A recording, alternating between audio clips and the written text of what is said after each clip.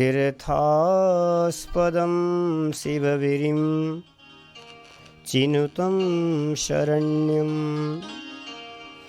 भृत्यार्तिहं प्रणतपाल भवाब्धिपूतं वन्दे महापुरुषते चरणारविन्दम्। श्रीमते सर्वविद्यानां प्रभवाय सुब्रह्मणे आचार्याय मुनीन्द्राय निम्बारकाय नमो नमः। नारायणं नमस्कृत्य नरं चैव नरोत्तमं देवीं सरस्वतीं व्यासं ततो जयमुदीरयेत्। श्रीमद्हंससमारभ्य सनकादिकमध्यमाम् अस्मदाचार्य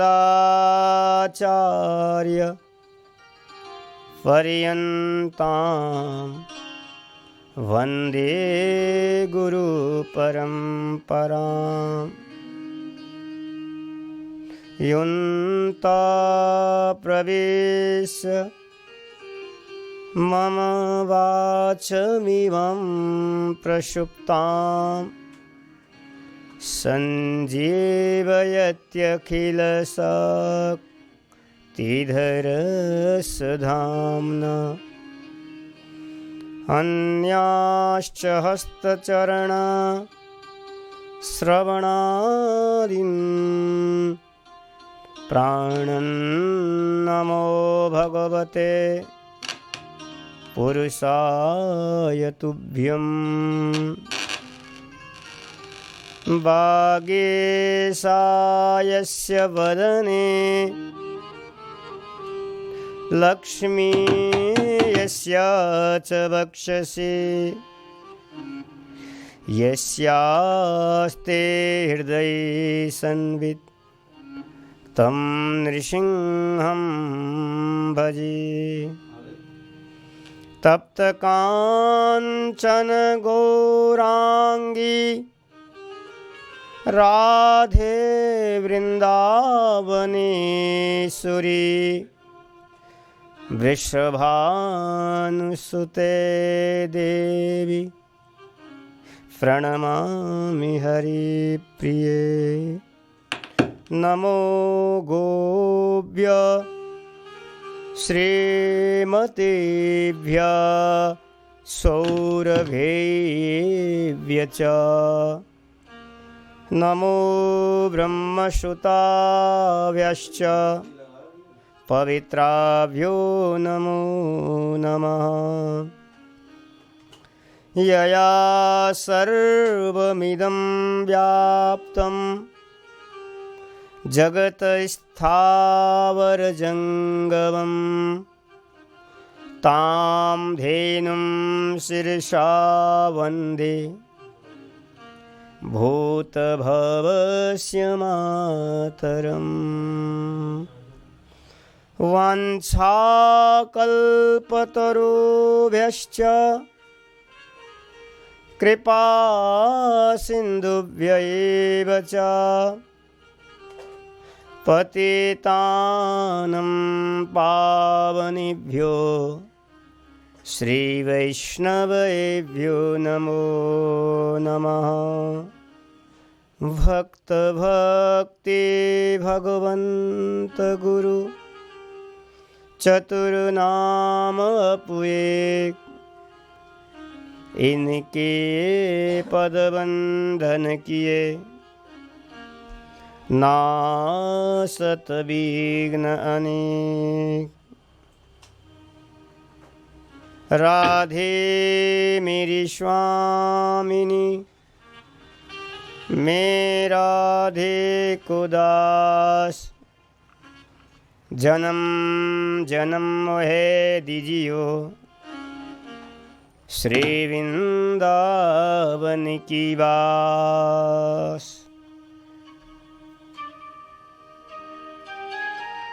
आइए कथा में प्रविष्ट करने से पहले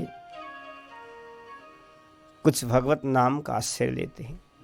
श्री राधे राधे गोविंद राधे, जय जय राधे राधे गोविंद गोविंद राधे, जय जय राधे राधे गोविंद गोविंद राधे, राधे राधे गोविंद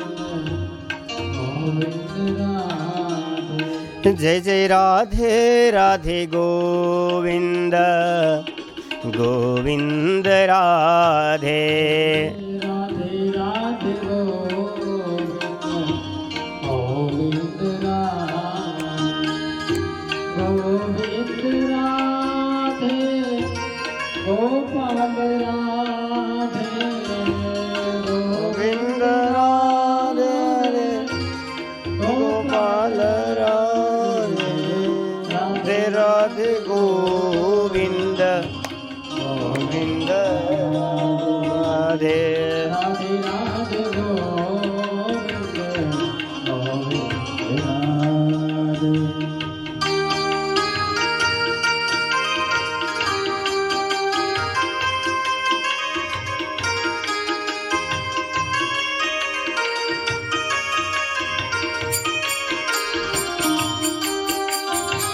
जय हो। जय राधे राधे गोविंद गोविंद राधे, राधे राधे गोविंद गोविंद राधे,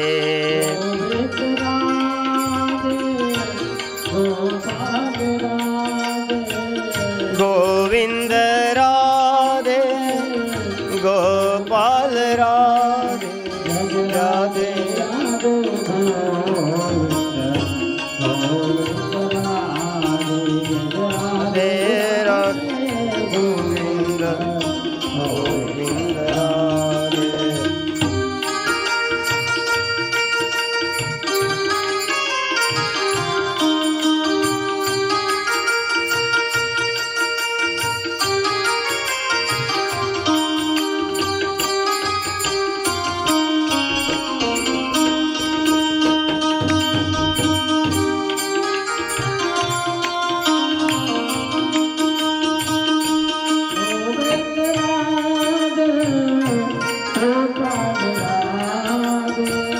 गोविंद राधे गोपाल राधे, गोविंद राधे गोपाल राधे, गोविंद राधे गोपाल राधे, राधे राधे गोविंद राधे, राधे राधे गोविंद राधे, जय जय राधे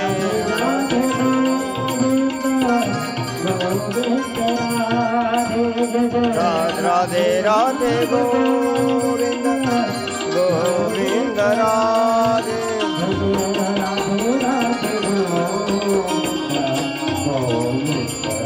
राधे जय जय राधे राधे गोविंद गोविंद राधे।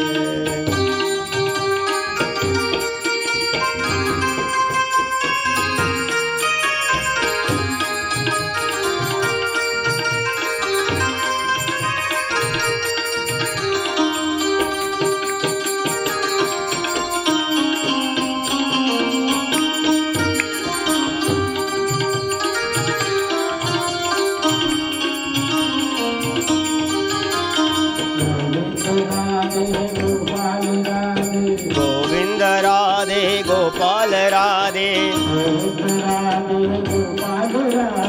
गोविंद राधे गोपाल राधे गोविंद राधे गोपाल राधे गोविंद राधे राधे गोपाल राधे गोविंद राधे राधे गोपाल राधे जय हो गोविंद राधे राधे गोपाल राधे जय जय राधे राधे गोविंद राधे राधे राधे गोविंद राधे गोपाल राधे गोविंद राधे गोपाल राधे गोविंद राधे गोपाल राधे राधे राधे गोविंद गोविंद राधे राधे राधे गोविंद गोविंद राधे राधे राधे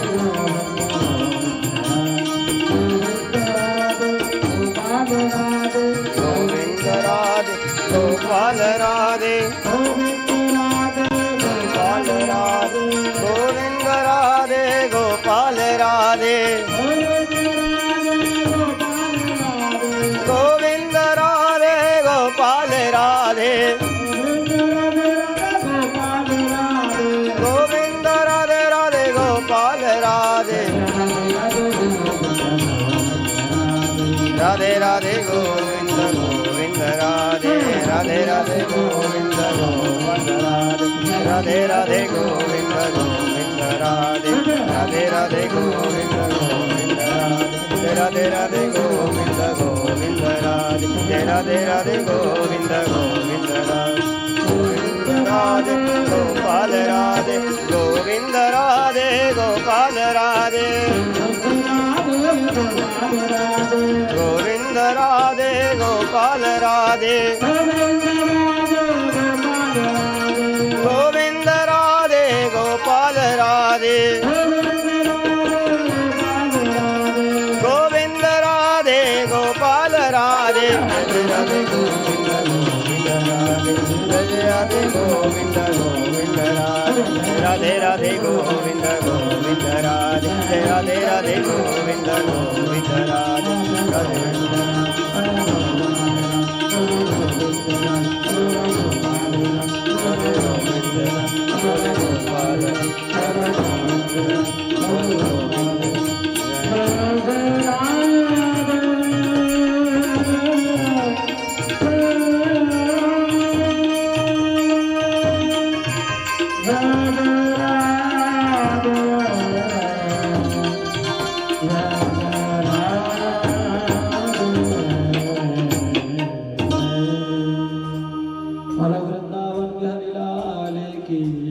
बोले भागवत महापुराण की, श्री व्यास जी महाराज की, सुखदेव जी महाराज की, परीक्षित जी महाराज की, गौ माता की, श्री वृंदावन धाम की, श्री बांके बिहारी लाल की जय, श्री यमुना महारानी की जय, गिरिराज धरण की जय। जय श्री राधे जय जय श्री राधे जय जय श्री राधे श्याम। परम मंगलमय परात्पर अखिलेश्वर वर्णालय भक्तवांछा कल्पतरु राधा सर्वेश्वर भगवान एवं श्री वृंदावन बिहारी ठाकुर बांके बिहारी जी महाराज की अनुपम कृपा से श्रीधाम वृंदावन में बैठ करके भगवान के प्यारे प्यारे भक्तों की चर्चा करने का सौभाग्य हम सबको प्राप्त हो रहा है, क्योंकि जन्मांतरे भवेत पुण्यम तदा भागवतम लभेत। हमारा एक जन्मों का नहीं, अनेकों जन्म का तप यज्ञ का फल ही भगवान के चरित्रों को वर्णन करना, भगवान के चरित्रों को श्रवण करना, ये भगवान की कृपा से हमें प्राप्त हो रहा है। ठाकुर बांके बिहारी जी महाराज की अनुपम कृपा से ये सब हम सबको प्राप्त हो रहा है।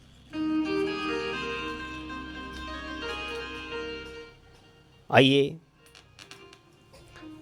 आज कथा के तीसरे दिवस है, हम प्रविष्ट करते हैं सुंदर नारद जी का, सनकादिकों का एवं भक्ति महारानियों का पावन चरित्रों का हम स्मरण कर रहे हैं और साथ साथ हम भागवत की महिमा का भी वर्णन कर रहे हैं। स्वयं गंगा के तट पर सनकादिक वक्ता के रूप में बैठे हुए और श्रोता के रूप में कौन? देवर्षि नारद जी, जो भगवान का साक्षात्कार हो चुका है, निरंतर प्रतिदिन भगवान का उनका दर्शन होता है। ऐसे विरक्त शिरोमणि नारद जी श्रोता बनकर के श्रवण कर रहे हैं भगवान की चरित्रों को। किस उद्देश्य से? ज्ञान, भक्ति, वैराग्य, बुढ़ापा को दूर करने के लिए, सबके हृदय में भक्ति महारानी विराजमान हो जाएं, सबके हृदय में ज्ञान प्राप्त हो जाएं, सबके हृदय में वैराग्य विराजमान हो जाएं। इस उद्देश्य से, इस संकल्प से नारद जी कथा श्रवण कर रहे हैं और करा रहे हैं। और भागीरथी गंगा, आहा, जिन गंगा का स्मरण करने मात्र से बस वैकुंठ लोक के आप अधिकारी बन जाओगे। और गंगा कल कल बह रही है और सुंदर कथा का आयोजन हो रहा है। और कथा अद्भुत कथा। सनकादिक कहते हैं कि नारद जी अंतकाले तुयेनैव सूयते सुखशास्त्रवाक् प्रीत्या तस्यैव वैकुंठम गोविंदोपि प्रयच्छति। सनकादिक कहते हैं कि देवर्षि नारद जी, यदि कोई जीव, कोई साधक अंत काल में अंतिम क्षण भी भगवत नाम का स्मरण करता है, भगवत चरित्रों का स्मरण करता है, वो वैकुंठम गोविंदोपि प्रयच्छति ही, वो वैकुंठ चला जाता है, वो भगवत धाम को चला जाता है। क्योंकि ये श्रीमद् भागवत भगवान का वांग्मय विग्रह है। भगवान और भगवान के भागवत में कोई फर्क ही नहीं है। जब महाराज भगवान श्री कृष्ण ने एकादश स्कंद का कथा उद्धव जी महाराज को सुनाया, तो उस समय सुनने के पश्चात भगवान ने कहा, उद्धव, अब मैं जा रहा हूं अपने धाम, तुम्हें इस धरातल पर रहना है, जीवों का कल्याण करना है।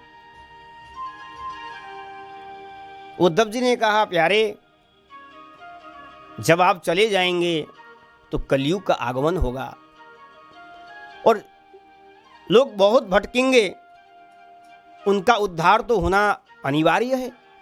जब आप जाएंगे उनका उद्धार कैसे होगा? उनके लिए भी तो आप, जीवों के लिए भी तो आप सोचिए। प्यारे, आप रुक जाइए। उद्धव जी ने कहा, भगवान ने कहा, मेरा लीला का समय जो था वो पूरा हो चुका है, मुझे जाना अनिवार्य है। फिर भगवान ने चिंता किया वहां उद्धव जी की बात को।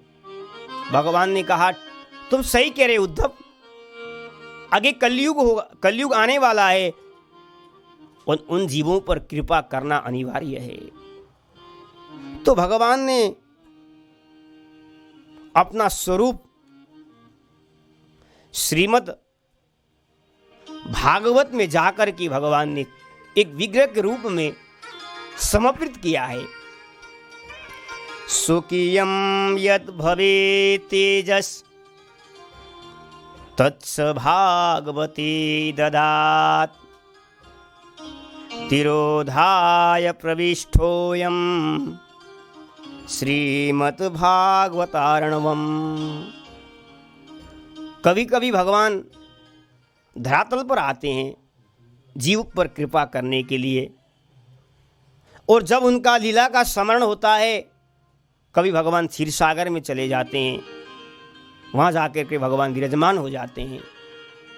लेकिन इस समय भगवान जब आए, भगवान क्षीर सागर में नहीं गए, भगवान भागवत रूपी क्षीर सागर में जाकर के समा गए। ये भागवत भी एक समुद्र है, क्षीर सागर है, और इस भागवत में भगवान शब्द के रूप में विराजमान है। क्योंकि श्रीमद् भागवत का शब्द देखो, श्याम वर्ण का अक्षर है, काला अक्षर है, और भगवान भी श्याम वर्ण के हैं, सामले हैं। तो भगवान स्वयं ही श्रीमद् भागवत शब्द में जाकर के भगवान विराजमान है। क्योंकि सनकादि कहते हैं कि तेनेयम वांगमयी मूर्ति ही प्रत्यक्षा वर्तते हरे। भगवान की मूर्तिमती भागवती ही तो है। भगवान और भागवत में कोई फर्क ही नहीं है। जो भगवान है वही भागवत है, जो भागवत है वही भगवान है। क्योंकि भगवान इसमें विग्रह के रूप में विराजमान है, जिसका श्रवण करने मात्र से, कहते हैं कि सेवनात् श्रवणात् पाठात् दर्शनात् पापनाशिनी। आहा, केवल श्रवण करने मात्र से, केवल श्रवण करने मात्र से अथवा पाठ करने मात्र से, केवल भागवत को आप दर्शन करते हैं, आपने दर्शन कर लिया, पाप नाशिनी, आपके हृदय का जो पाप है वो नष्ट हो जाता है और आप भगवान के भक्त बन जाओगे। ये भागवत है। और इस भागवत का वर्णन सनकादिक वर्णन कर रहे हैं, देवर्षि नारद जी श्रवण कर रहे हैं। आहा, अभी तो केवल भागवत की भक्तों की महिमा का वर्णन चल रहा है। जब महाराज उसी समय भक्ति महारानी मूर्तिमती होकर के महाराज ज्ञान वैराग्य के साथ ताता थैया करते हुए, नृत्य करते हुए महाराज जहां नारद जी श्रोता बन के बैठे हुए थे, जहां सनकादी कथा सुना रहे थे, वहां पहुंच जाती है। भक्ति सुतो तो तरुणो गृहीत्वा प्रेमैक रूपा सहसा विरासित। भक्ति महारानी क्या कह रही है? श्री कृष्ण गोविंद हरे मुरारे नाथेति नामानि मुहुर्वदन्ति। श्री कृष्ण का नाम का उच्चारण करते हुए मुहुर मुहुर वदंती, बार बार भगवान का स्मरण करते हुए, नृत्य करते हुए कथा में प्रविष्ट हो जाती है। और नारद जी के सामने, सनकादिक के सामने भक्ति महारानी ने हाथ जोड़ करके कहने लगती है, महाराज मैं कहाँ बैठ जाऊं, मुझे बैठने के लिए आसन दे दीजिए। नारद जी ने कहा, देवी, जो भगवान का कथा श्रवण करता है, जो भगवान का नाम का स्मरण करता है, जो ठाकुर सेवा करता है, वृंदावन में वास करता है, परिक्रमा करता है, बांके बिहारी जी का दर्शन करता है, ऐसे निरंतरम वैष्णव मानसानी, ऐसे साधक के जीव पर, ऐसे वैष्णव के भक्त में जाकर के आप विराजमान हो जाओ। और वास्तव में आज भी जो भगवान का कथा श्रवण करता है, जो भगवान का वाचन करता है, जो ठाकुर जी का सेवा करता है, उसके हृदय में भक्ति महारानी विराजमान है, आज भी देखने को दिखाई पड़ता है।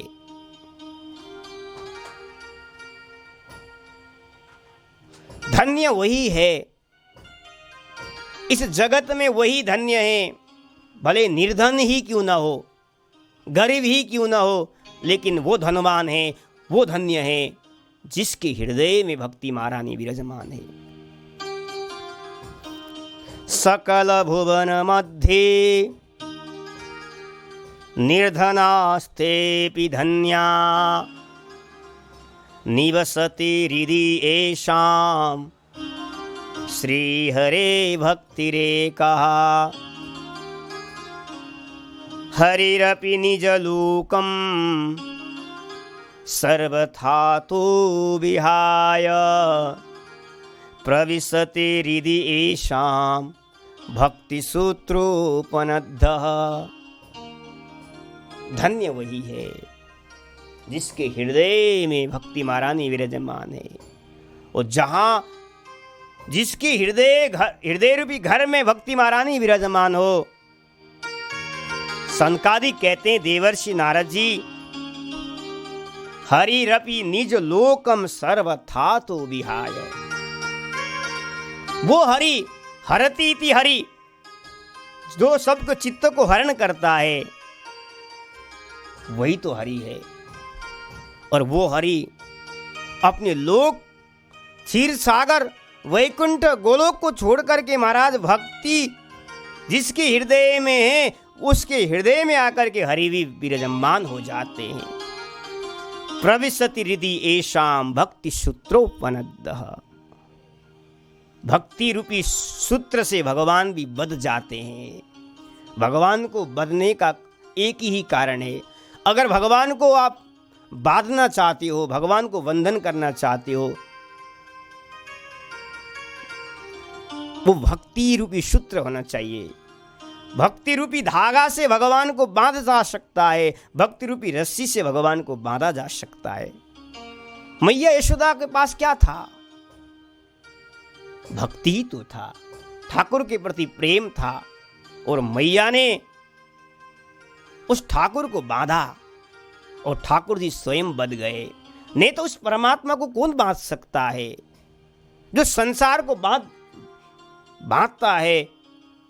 लेकिन जिसके हृदय में भक्ति है, प्रेम है,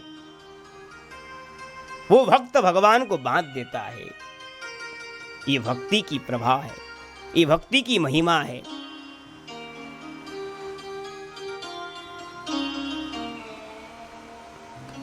निजलोकं परित्यज्य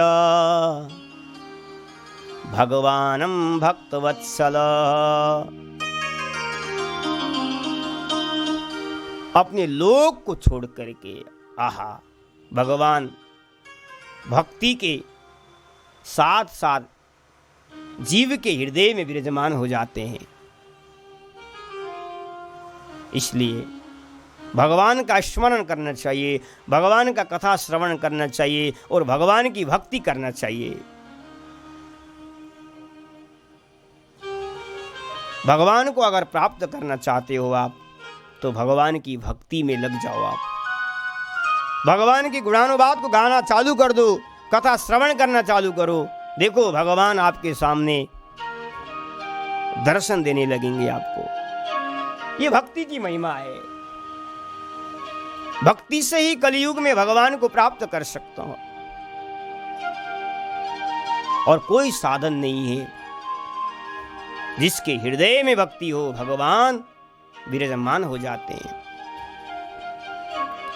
जो नारद जी का संकल्प था, नारद जी का जो उद्देश्य था, जो ज्ञान भक्ति और वैराग्य को बुढ़ापा का दूर हो जाए, वो आज नारद जी को देखने के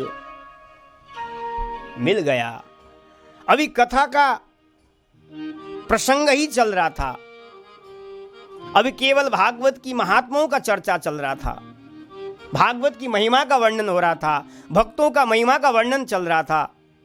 लेकिन वृंदावन में वो ज्ञान वैराग्य सोए हुए थे। लेकिन भक्तों की महिमा को सुन करके, भागवतों की महिमा को सुन करके, महाराज भक्ति महारानी तो नवयुवती हो गई, और ज्ञान और वैराग्य जमान होकर के नृत्य कर रहे हैं। क्योंकि श्रीधाम वृंदावन का प्रभाव है और भागवत की प्रभाव है। श्रीधाम वृंदावन में धन्यम वृंदावनम तेनः भक्ति नित्यति यत्र चः। आज भी श्रीधाम वृंदावन में भक्ति महारानी में देखने को मिलता है। नवयुवती होकर के यहां तो नृत्य करती है श्रीधाम वृंदावन में। और भागवत से सारे उनका चिंता दूर हो गया।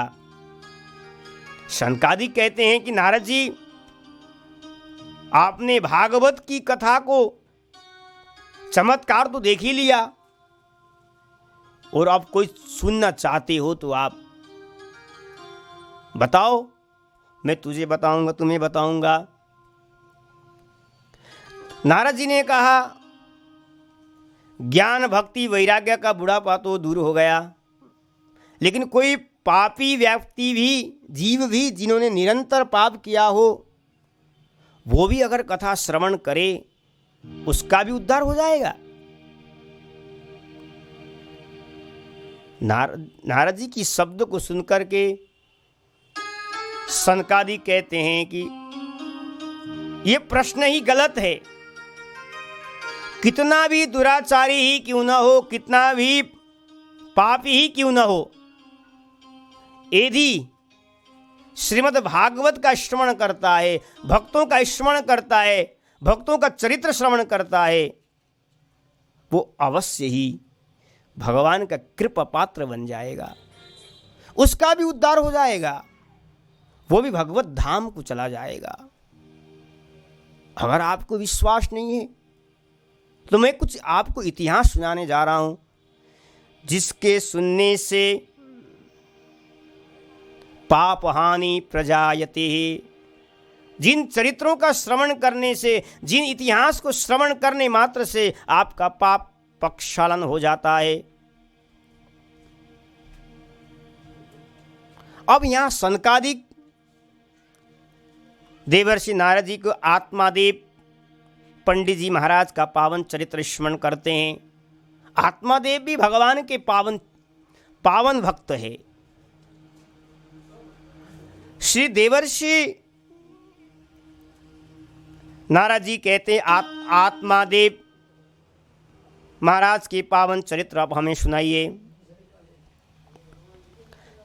सनकादिक कहते हैं कि तुंगभद्रा तटे पूर्वम भूतपतन मुक्तमम। तुंगभद्र के तट पर नदी के किनारे एक आत्मदेव नाम के ब्राह्मण रहते थे। लेकिन परम ज्ञानवान, परम वैराग्यवान, परम भक्तिमान थे। लेकिन उनके घर में कोई संतान नहीं था। संतान से बहुत दुखी होते थे। और उनकी पत्नी का नाम था धुंधुली। कहते हैं कि तत्प्रिया धुंधुली स्मृता, उनकी पत्नी का नाम था धुंधुली। जैसा नाम वैसा ही काम, वैसा ही गुण। कहते हैं कि लोक वार्ता रतः कुरा प्रायसो बहुजल पिका। लोक वार्ता करने, संसार की वार्ता करने में बड़ी निपुण थी, बुद्धिमान थी। कूर स्वभाव की थी, मीठा नहीं बोलती थी, थोड़ा सा कड़वा बोलती थी। लेकिन जैसा भी है, आत्मादेव जी मेरी पत्नी ही है, स्वीकार कर रहे थे। लेकिन सबसे बड़ी समस्या एक बात की दिखने को मिलता है आत्मादेव में, न पुत्रो नापि वा पुत्री ततश्चिंतातुरो वृषम। उनके जीवन में पुत्र भी नहीं और पुत्री भी नहीं थी।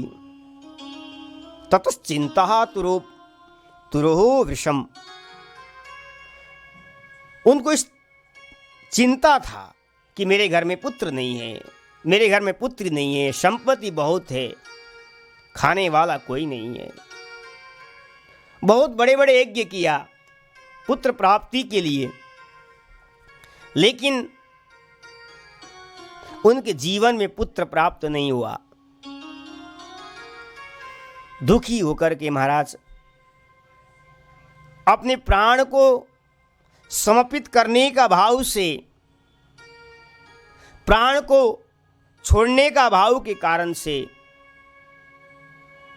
आत्मादेव जी घर को परित्याग करके गृहं त्यक्त्वा वनं गतः, घर को परित्याग करके वन में गए।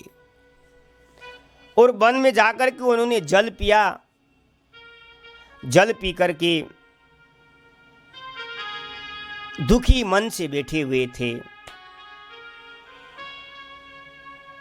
उस समय एक सन्यासी महात्मा उधर से किधर जा रहे थे।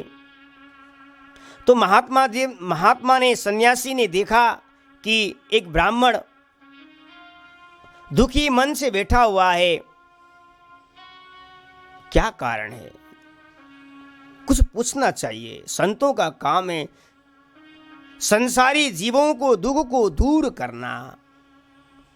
सन्यासी ने कहा, कथम रोदिसी विप्र त्वं काते चिंता बलीयसी बद त्वं सद्वरं मह्यं स्वस्य दुःखस्य कारणम्। हे ब्राह्मण, दुख का कारण क्या है? आप इस वन में चिंतित होकर के बैठे हुए क्या कारण है? अपना दुख का कारण तो बताओ,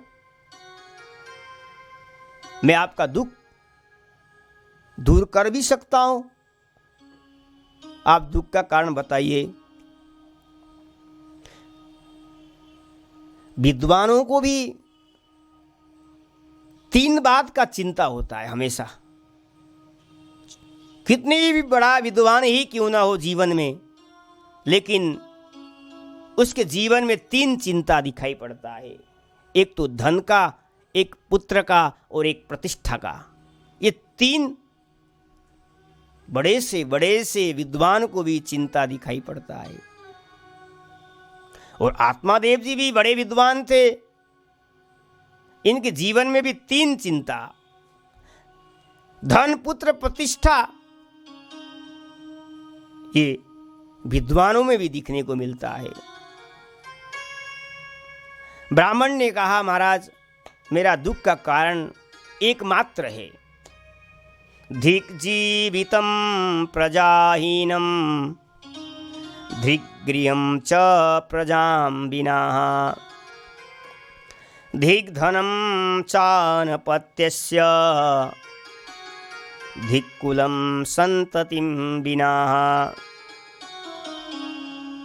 वो जीवन बेकार है जिस जीवन में, जिस परिवार में, जिस गृहस्थ जीवन में संतान न हो। वो जीवन ठीक नहीं है। गृहस्थ जीवन तब सही है जिसके घर में संतान हो। राजा तो है लेकिन प्रजा नहीं है, उस राजा को क्या दायित्व।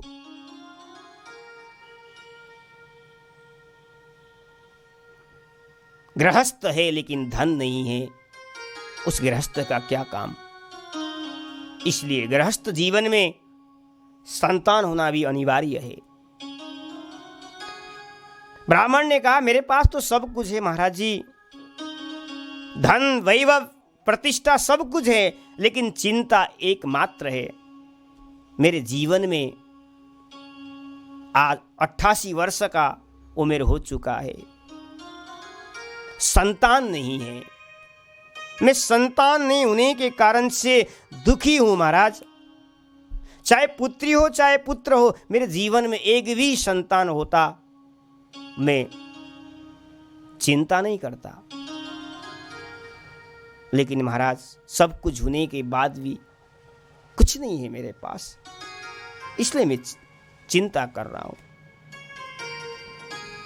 चिंता का कारण क्या? इतने बड़े विद्वान पंडित ज्ञान भक्ति वैराग्य जिसके हृदय में बैठा हुआ है, विराजमान है, और वो भी चिंता क्या है?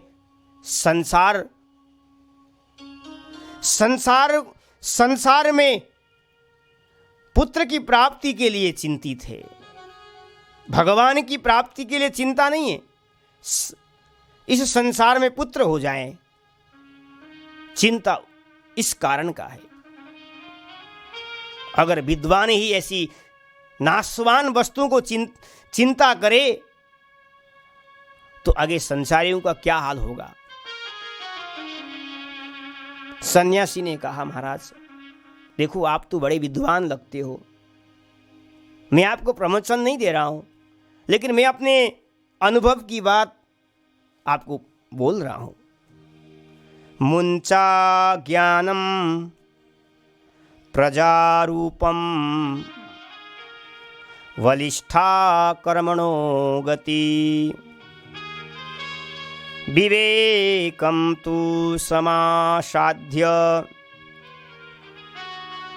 तेज संसार वासनम। ब्राह्मण देव आप ज्ञान का आश्रय लो, अपनी बुद्धि पर ज्ञान को विराजमान करके, क्योंकि ये जो संसार जो दिख रहा है वो सब नाशवान है, इसको छोड़ के जाना ही है अनिवार्य। और बलिष्ठा कर्मणो गति ही, कर्म की गति बड़ी बलवान है। कर्म करते करते कभी हम तृप्त नहीं हो पाएंगे। विवेकम तो समासाध्य, विवेक का आश्रय लो।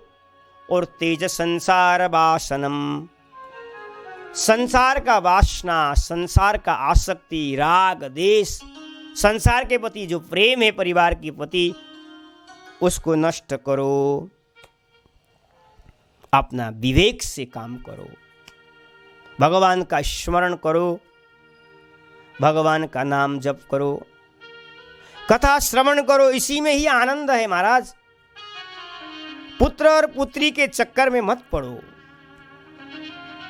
उसको परित्याग करो, क्योंकि आपके भाग्य में महाराज मुझे पुत्र नहीं दिखता है। कहते हैं कि एक जन्म में नहीं, 7 जन्म तक तुम्हारे जीवन में न पुत्र है न पुत्री है। सप्त जन्मावधि तव पुत्रो नैव च नैव च।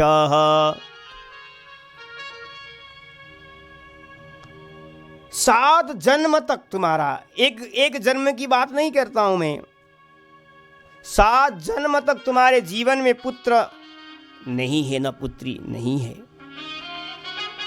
इसलिए मैं तो चाहता हूं कि प्रभु का भजन करो, भगवान का स्मरण करो, कथा सुनो, कथा सुनाओ, इसी में ही आनंद है। लेकिन सन्यासी कहते हैं कि संन्यास से सर्वतः सुखम। सुख अगर प्राप्त करना चाहते हो तो महाराज विरक्त बन जाओ, संन्यास बन जाओ, सन्यासी बन जाओ। उसमें सुख है, उसमें आनंद है। लेकिन इतने सब कुछ होने पर भी ब्राह्मण देवता बार बार यही कहते हैं कि मुझे तो पुत्र ही चाहिए महाराज, पुत्र ही चाहिए। मुझे प्रमोशन नहीं सुनना है, मुझे ज्ञान नहीं चाहिए, मेरे जीवन में एक पुत्र हो जाए।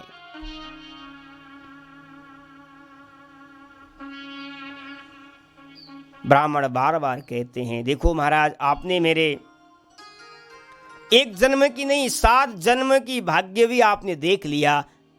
मुझे इतना विश्वास है आप मुझे पुत्र प्रदान करा सकते हो। अगर आपकी आशीर्वाद हो मुझे अवश्य मेरे घर में पुत्र होगा। आप मुझे पुत्र प्रदान करिए। बार बार सन्यासी समझा रहे हैं, लेकिन ब्राह्मण देवता को समझ में नहीं आ रहा है।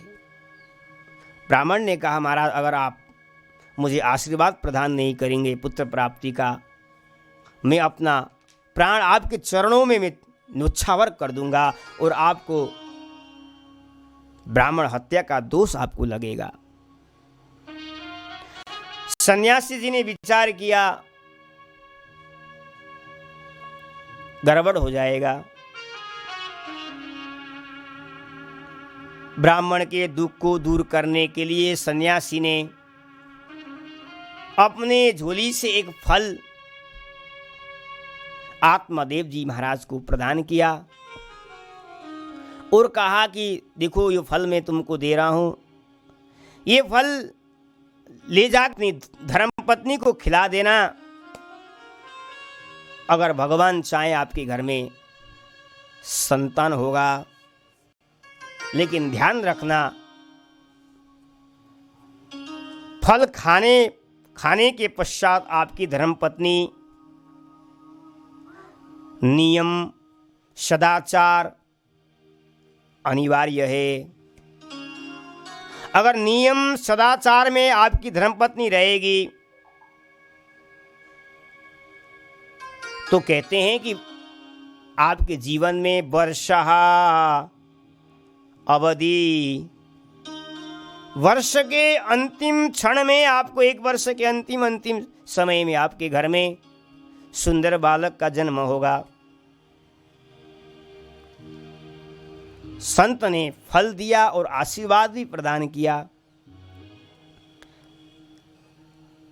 संत तो चले गए और इधर आत्मदेव जी फल लेकर के अपनी पत्नी को दिया कि देखो संतों ने फल दिया, इस फल को खाओगी तो तुम्हारे घर में तुम्हारे से संतान होगा। ऐसा कहकर के फल प्रदान किया और महाराज आत्मदेव तो चले गए, लेकिन जैसा नाम वैसा ही काम। नाम धुंधुली और काम भी धुंधुली जैसा। यथा नाम ततो गुणः। अब धुंधुली कहती हैं कि मैं फल खाऊं कि ना खाऊं। जो संशय बुद्धि ही धुंधुली है।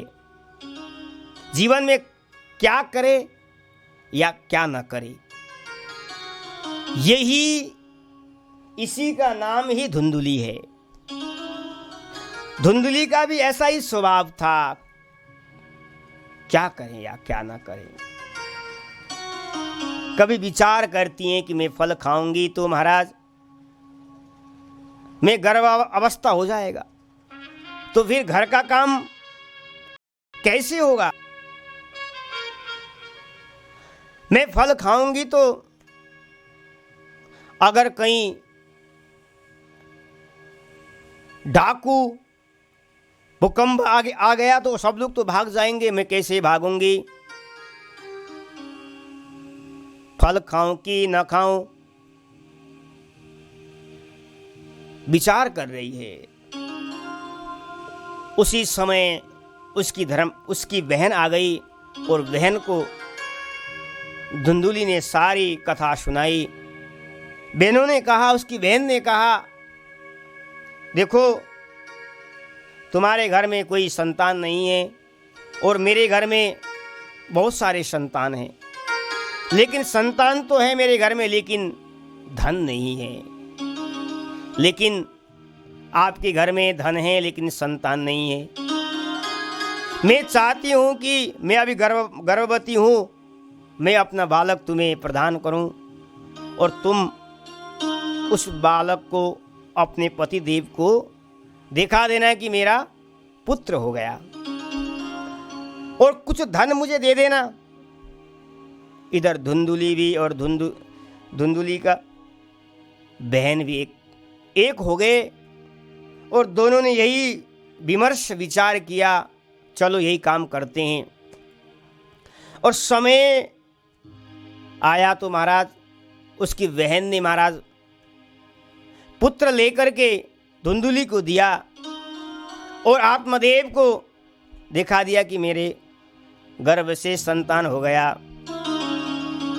पुत्र हो गया।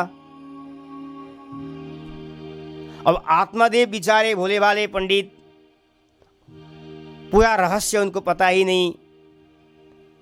पुत्र की प्राप्ति को सुनते ही वो तो आंगन में अपने घर के सामने नृत्य करने लगते हैं, लोगों को मिठाई खिलाने लगते हैं कि मेरे घर में बालक हो गया, बालक हो गया। और सचमुच ही बालक को देख करके, धुंधुकारी को देख करके आत्मदेव प्रसन्न हो गए। अब कुछ जो फल था धुंधुली ने गौ माता को खिलाया था, उस गौ माता के भी द्वारा बालक का जन्म हुआ और बालक, अद्भुत बालक, संत की कृपा से जो फल आत्मदेव जी महाराज को प्राप्त हुआ था, वही फल धुंधुली ने परीक्षा करने के उद्देश्य से गौ माता को खिलाया था और गौ माता की कृपा से, उस संत की कृपा से गौ माता ने भी सुंदर बालक का जन्म दिया, जिसके जीवन में एक भी संतान नहीं। आज उसके जीवन में महाराज दो संतान के लिए तड़प रहे थे, रो रहे थे, और आज तो दो बालक उनके आंगन में, उनके घर में दिखने को मिलता है। भाग्योदयो धुना जात आत्मा देवस्य पश्यत। जब भगवान देते हैं तो छप्पन फाड़ करके भगवान देते हैं, भगवान छप्पन फाड़ करके देते हैं। जब देते हैं तो छप्पन फाड़ करके देते हैं। एक भी संतान नहीं, आज दो संतान आत्मदेव के जीवन में महाराज मिल गया। ये भगवान की कृपा ही तो है। उस संत की कृपा के द्वारा आत्मदेव के जीवन में दो पुत्र हो गए।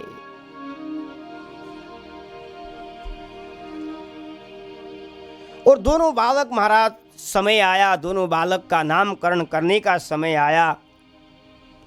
आत्मदेव जी ने विचार किया, मैं पंडित हूं तो मेरे दोनों बेटे को मैं भी महान विद्वान और पंडित बनाऊंगा। इस उद्देश्य से नामकरण करने का समय आया तो धुंधुली ने कहा, मैं अपने बालक का नाम अपने नाम से मिलते जुलते रखूंगी। मैं किसी ब्राह्मण के द्वारा नामकरण किया हुआ मैं नहीं मानूंगी। मैं अपने मेरा जो विचार में आया मैं वही नाम रखूंगी। पुत्रस्य धुंधुकारीति नाम मात्रा प्रतिष्ठितम। जैसा नाम वैसा ही उसका भी काम। धुंधुली ने अपने बालक को धुंधुकारी नाम रखा। माँ जैसी होगी तो बेटा भी वैसे ही होगा। लेकिन यहाँ जो गौ माता ने बालक पैदा किया था, जन्म दिया था, उस बालक का नाम पंडित जी ने गोकर्ण रखा। क्यों? गौ माता की कृपा से बालक का जन्म हुआ, इसलिए आत्मदेव जी ने गोकर्ण रखा। और बालक ऐसा कि मनुष्य शरीर और उनके कान और सुंदरता गौ का जैसा दृश्य दिखता था बालक में, क्योंकि गौ माता की कृपा से बालक का जन्म हुआ। और जो गौ माता की जहां कृपा होती है वो अज्ञान थोड़ी रह सकता है। जहां गौ माता की आशीर्वाद है तो वहां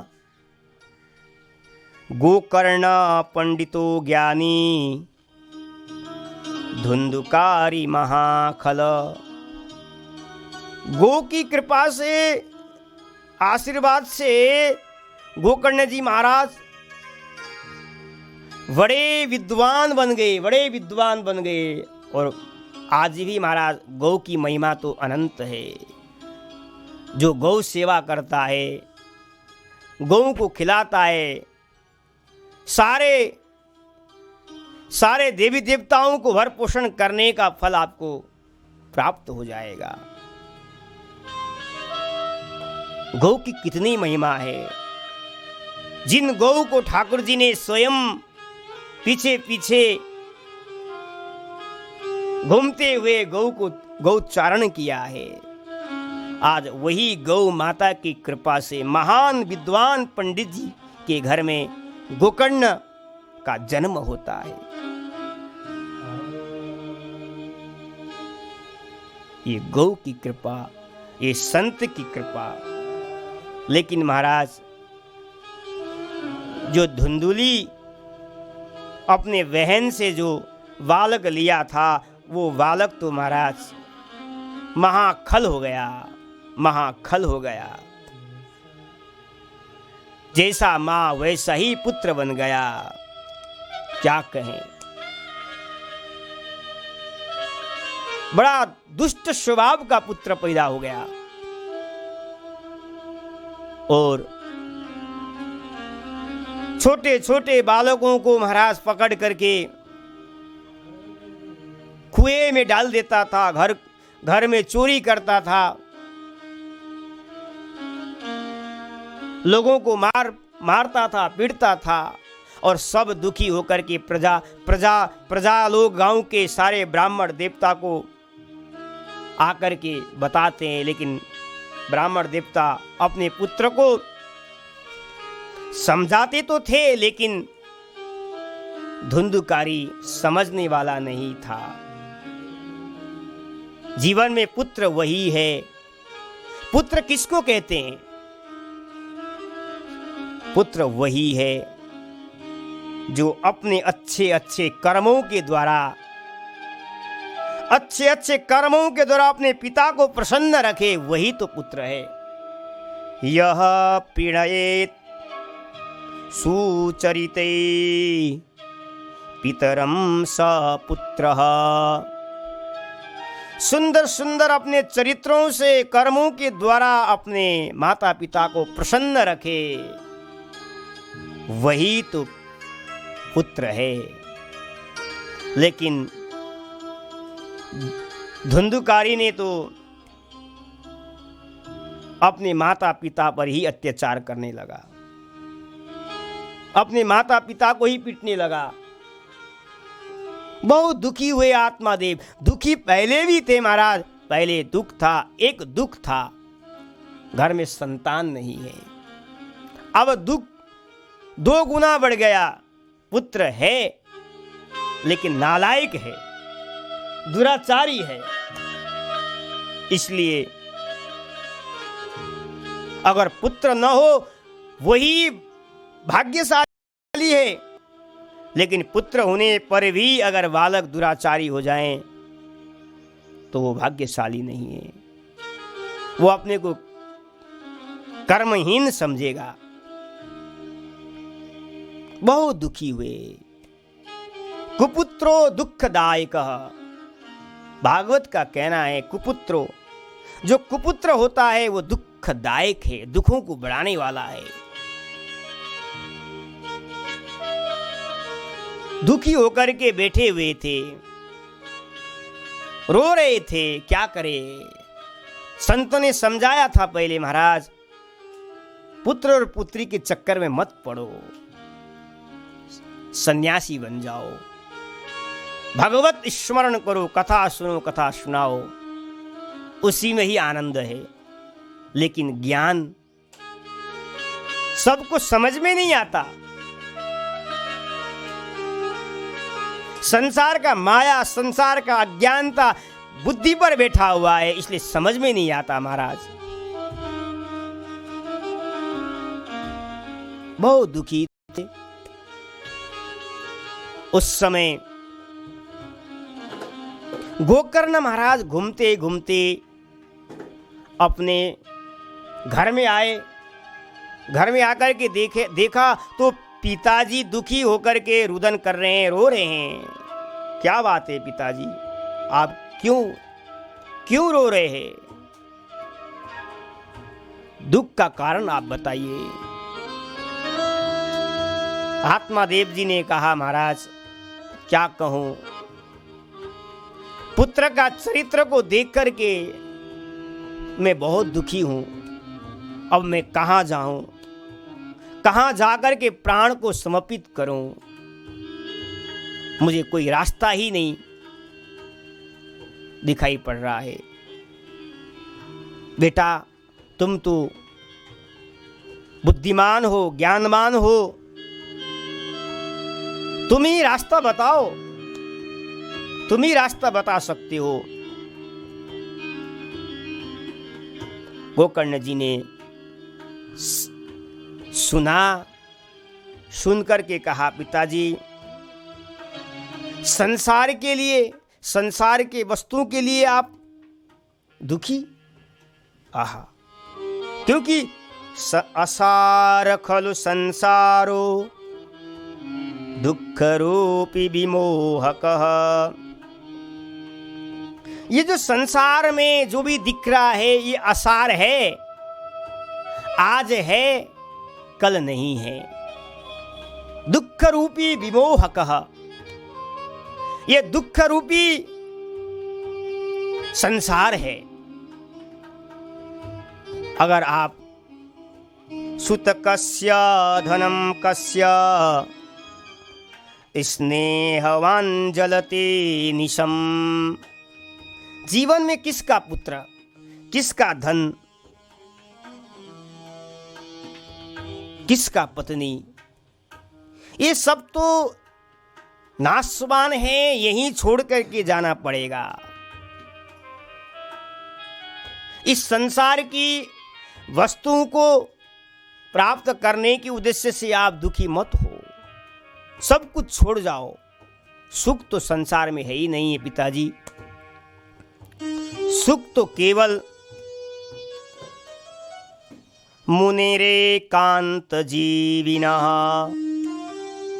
सुख तो वो मुनियों को ही है जो निरंतर भगवत ईश्वर में डूबे रहते हैं, हमेशा सत्संग में रहते हैं, हमेशा भगवान का कीर्तन करते रहते हैं, हमेशा प्रभु का ध्यान करते रहते हैं। सुख तो वही है, संसार में सुख नहीं है। इसलिए पिताजी